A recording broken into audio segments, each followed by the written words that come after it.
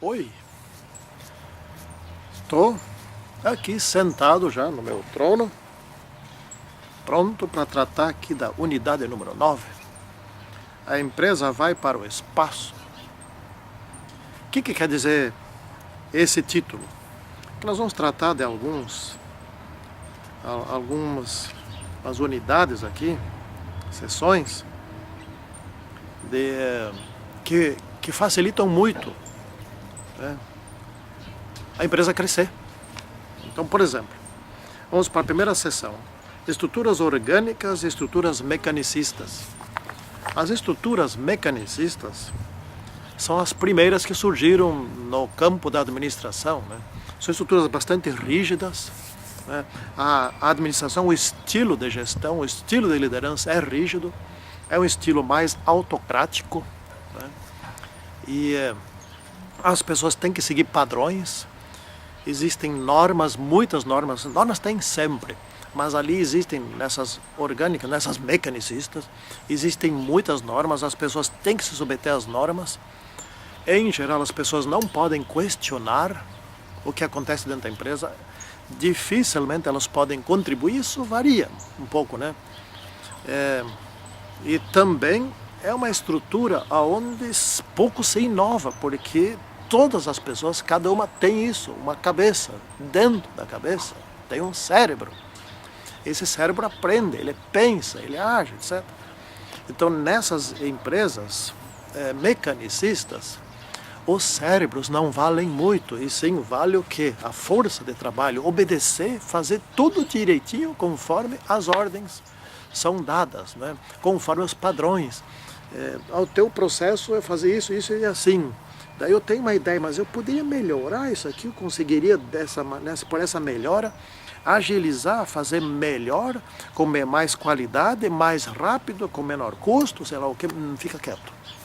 Tu não tem nada que está dando palpite, faz do jeito que te foi ordenado. Então, essas são organizações mecanicistas, atentem bem. Não existem organizações mecanicistas num extremo e organizações não tão mecanicistas, como é que é, orgânicas no outro extremo. E entre elas não existe nada. Não, tem no extremo, tem mais para cá, tem em todo o trajeto tem organizações. Então, de algum ponto para mecanicistas, as organizações são mecanicistas. Algumas são um pouco mecanicistas, outras são muito, outras são extremamente mecanicistas, onde você tem que ficar quieto, né? E outras são extremamente orgânicas, como por exemplo o Google, né? Microsoft, etc. E as startups, que são empresas bem pequenas, né? Só se pensa, se trabalha por meio de troca de ideias entre os que trabalham na empresa, que são sempre poucos, às vezes é um só. Né?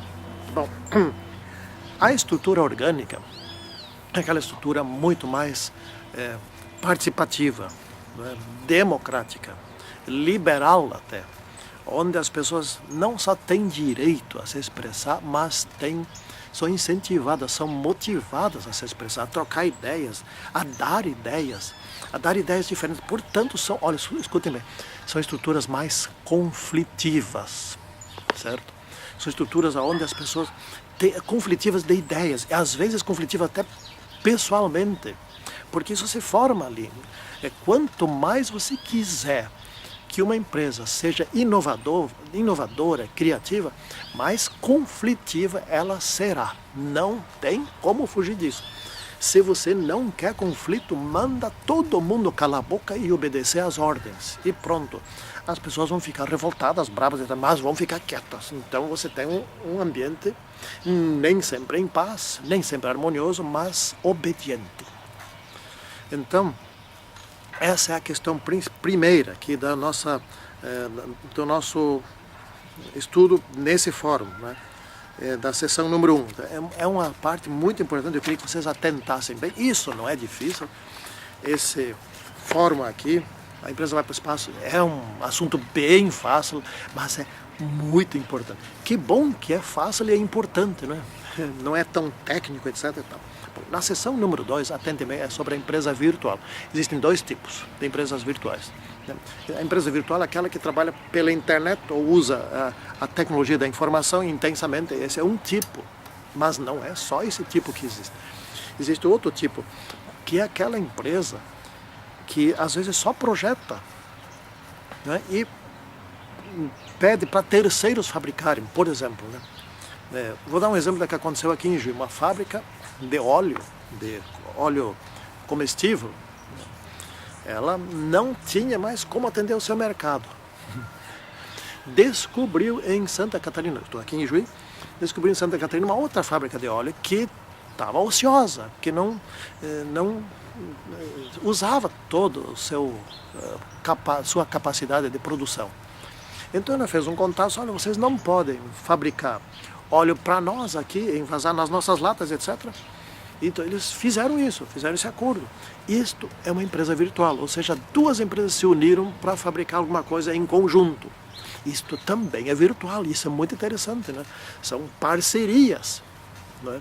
Então vamos estudar essa parte que também é empresa virtual. É muito simples, é muito simples.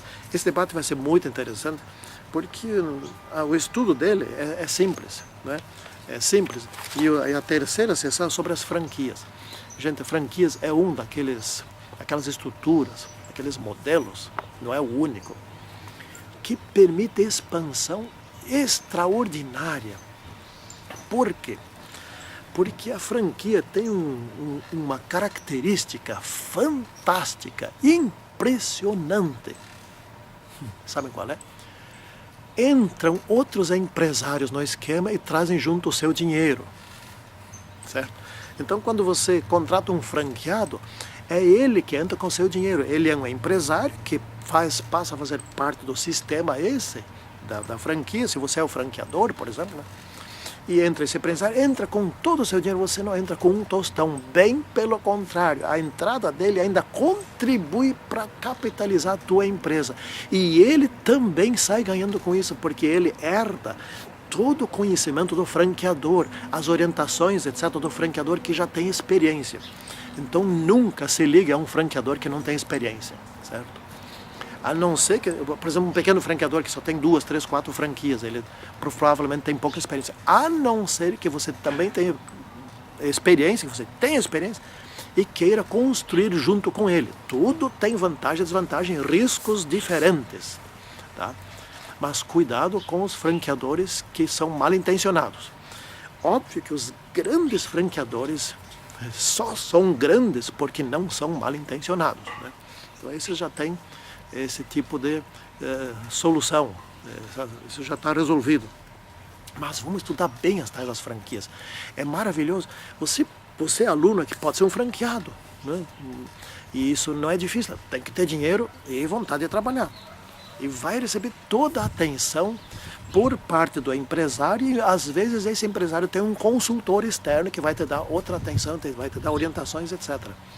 Então esse é um esquema, um sistema de crescer rápido, de crescer muito, né? Porque tem outros esquemas. Sociedade anônima, já estudamos, né? Entra capital de terceiros, né? Então, assim vai, né? Então, vamos aqui para a última parte, que esse fórum aqui é composto só de 4 sessões, né? Aqui nós vamos estudar outro assunto fantástico, impressionante. Se você quiser ser administrador de uma empresa, quer ser líder, etc., não tem como não estudar a sessão 4, que é sobre órgãos colegiados, ou seja, assembleias, no caso comissões, né, etc., né? Então tem aqui vários conselhos, câmaras, etc., né? Como que funciona isso?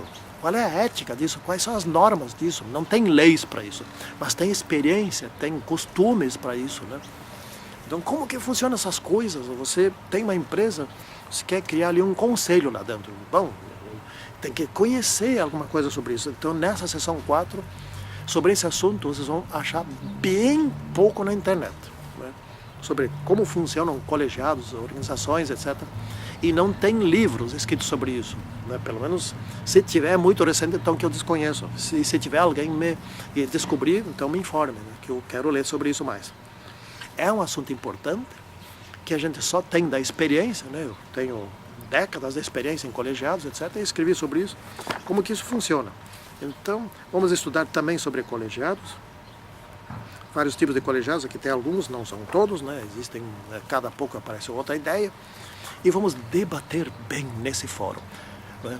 E que nós sejamos bastante sérios nesse fórum. Eu não quero muito, aliás, não coloquem citações da internet sem referenciar, né? Não façam isso. Bom, vamos lá, um bom estudo, e já estamos indo aos poucos para o final da nossa disciplina, né? Já estou até ficando um tanto com saudades de vocês. Tchau.